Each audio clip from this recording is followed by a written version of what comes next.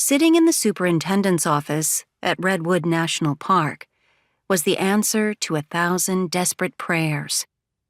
The only trouble was, they hadn't been hers.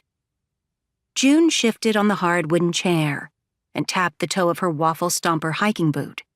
The red laces done up so tight, the stiff leather nearly cut off the circulation at her ankles.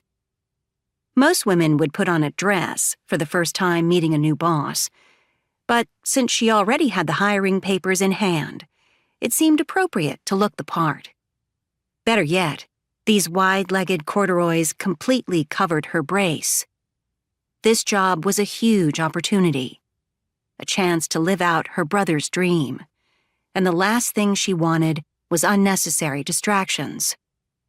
A gray-haired man appeared in the doorway, his shoulders drawn stiffly back beneath his uniform. "Miss Turner?" She grabbed the edge of the desk for balance as she started to get to her feet. "Yes, sir, don't get up." He pulled out the swivel chair behind the desk. "I'm Superintendent Carlson. Sorry to keep you waiting." His eyes locked on her, his mouth dropping open. He dropped onto the seat with a thud. "My goodness, you are the spitting image of your aunt. I imagine you hear that a lot." "Yes, sir." She managed to keep her voice steady despite her nerves. She'd long given up reminding folks that Marion was her great-aunt by marriage only. He leaned back, making the chair squeak. "She's a dynamo, your Aunt Marion, with beauty and brains to match.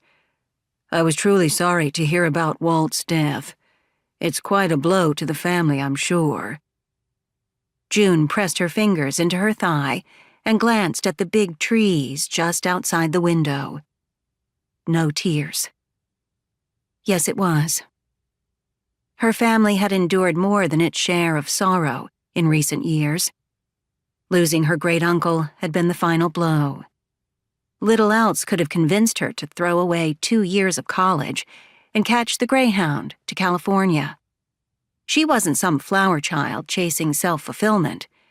She just wanted a piece of her heart back. And this seemed the one place she could make that happen. At least, in a small way. "When Marion demanded I hire you as a seasonal ranger, it didn't take much convincing. Walt taught me everything I know about the outdoors. Took this green kid and turned him into a true ranger. I guess it's my chance to return the favor." June shifted her gaze to the superintendent, suddenly aware of the fact that she'd said little more than "yes, sir" in the past few minutes. She couldn't be making much of an impression. "I appreciate the opportunity. I know Uncle Walt held you in high regard."